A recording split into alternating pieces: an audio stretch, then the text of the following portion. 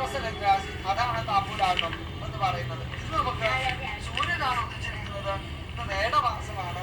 അപ്പൊ സൂര്യൻ ഏത് രാശിയിലാണോ സ്ഥിതി ചെയ്യുന്നത് അതാണ് നമുക്ക് താമ്പൂലാരൂഢം എന്ന് പറയുന്നത്. അത് മേടമാണ് താമ്പൂലാട്ടം.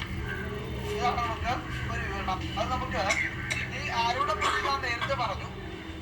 9ാം ഭാവത്തിലേക്ക് വ്യാഴം നിന്നുകൊണ്ട് ആരൂഢത്തിലേക്ക് ദൃഷ്ടി ചെയ്യുന്ന ഒരു ലക്ഷണമാണ് നമുക്കിവിടെ കണ്ടത്. അപ്പൊ 9ാം ഭാവത്തിലേക്ക് വ്യാഴനും ശുക്രനും ചേർന്ന് നിന്നുകൊണ്ട്, അതായത് ദേവഗുരുവായ ബൃഹസ്പതിയും ശുക്രാചാരനായിട്ടുള്ള അസുരാചാരനായിട്ടുള്ള ശുക്രനും,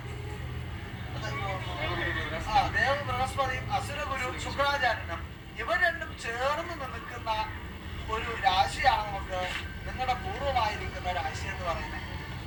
അപ്പോൾ ഈ വ്യാഴം എന്ന് പറയുന്നത് വിദ്വാനാണ്, ശുക്രൻ എന്ന് പറയുന്നത് വിദ്വാനാണ്. അങ്ങനെയാണ് വിദ്യ പഠിച്ച് ബ്രാഹ്മണനോട് ചേർന്ന വ്യക്തിയാണ് ശുക്രൻ. അപ്പോൾ ജന്മനാൽ പൂണൂലുള്ള വ്യക്തിയാണ് ബ്രാഹ്മണൻ. ജന്മനാൽ കർമ്മം കൊണ്ട് ധർമ്മത്വം സ്വീകരിച്ച് പൂണൂർ ധരിക്കുന്ന വ്യക്തിയാണ് ശുക്രാചാര്യൻ, അതായത് അസുരഗുരു. അപ്പൊ നിങ്ങളുടെ കുടുംബത്തിൽ മാന്ത്രികപരമായിട്ടും താന്ത്രികപരമായിട്ടും വൈദ്യ സംബന്ധമായിട്ടും പഠിച്ചവർ ജീവിച്ചിരുന്ന ഒരു കുടുംബത്തിന്റെ ഒരു ധർമ്മദേവതാ സ്ഥാനത്താണ് പ്രശ്നം ആരംഭിക്കുന്ന ഒരു മഹത്വം നമുക്ക് ആ രാശിയിലുണ്ട്. അതായത് തന്ത്രവിദ്യ ആയിരുന്നാലും മാന്ത്രികപരമായിട്ടുള്ള ശാസ്ത്രം മാന്ത്രികമായിരുന്നാലും വൈദ്യശാസ്ത്രം എന്നാലും പഠിച്ച വ്യക്തികൾ ജീവിച്ചിരുന്ന ഒരു കുടുംബത്തിലെ ഒരു ധർമ്മദേവതാ സ്ഥാനത്താണ് ഞാനിവിടെ പ്രശ്നമെന്ന് ആരോപിക്കുന്നത്. അത് ഫലം ആർക്കെങ്കിലും ചിന്തിക്കാൻ പറ്റുന്നുണ്ടോ? ബ്രാഹ്മണ ബന്ധമുണ്ട് എന്നുള്ളൊരു അറിവിലുണ്ടോ?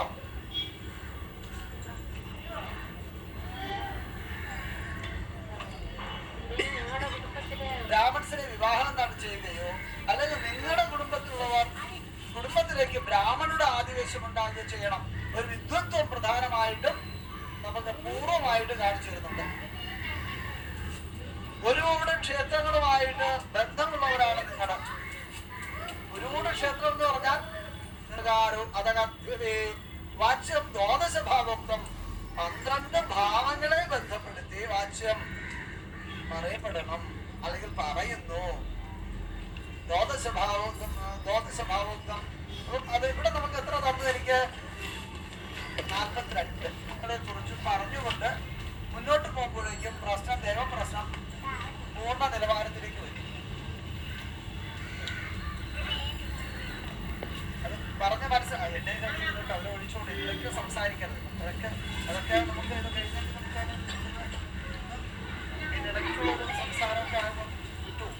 അപ്പൊ അങ്ങനെ വരും. അപ്പൊ ഇവിടെ നമുക്ക് ഈ 42 താമ്പൂലം തന്നെ ഗണിതക്രിയാ സമ്പ്രദായം അനുസരിച്ചിട്ട് ഈ ശിഷ്ടം വന്നത് ഒന്നാണ്. അപ്പൊ ഒന്ന് വന്നാൽ സൂര്യനാണ് നമ്മുടെ താമ്പൂല ഗ്രഹം എന്ന് പറയുന്നത്. അപ്പൊ ഈ താമ്പൂല ഗ്രഹം എന്തുകൊണ്ട് സൂര്യനായിട്ട് വന്നു?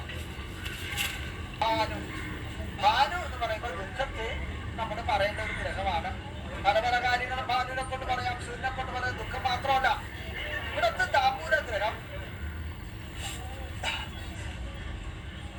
ഇതിനെ തന്നെ നമുക്ക് ആ ഗ്രഹം സൂചിപ്പിക്കുന്നു. ഏതുമായിട്ട് ബന്ധപ്പെട്ട്? നമ്മുടെ ദേവസ്ഥാനവുമായിട്ട് ബന്ധപ്പെട്ട് ഒരു വൈരുദ്ധ്യത നിലനിൽക്കുന്നു. ആരുമായിട്ടാണ്? സ്വന്തം ജനങ്ങൾ, വേറെ ആരുമല്ല. ഇപ്പൊ സ്വന്തം ജനങ്ങൾ എന്ന് പറയുമ്പോൾ ദേവനെ ആവാഹിച്ച് പൂജിച്ച് പരിപാലിക്കപ്പെടേണ്ട ജനങ്ങളിൽ ഒരു വിഭിന്ന മനോഭാവം ഉണ്ട് എന്ന് ആദ്യമേ തന്നെ അത് കാണിക്കുകയും അതിൽ എനിക്ക് ദുഃഖമുണ്ട് എന്ന് പറയുന്നു. ആരാണ് പറയുന്നത്? ഇപ്പൊ ദേവനെ നിങ്ങളുടെ എഴിച്ചു വന്ന് സംസാരിക്കാൻ പറ്റൂലല്ലോ. നിമിത്താദികളായിട്ടല്ലേ നമുക്കത് സൂചനകൾ വരുള്ളൂ. അത് നമുക്ക് അപകടങ്ങളാകാം, ചിലപ്പോൾ മറ്റുള്ള രീതിയാകാം.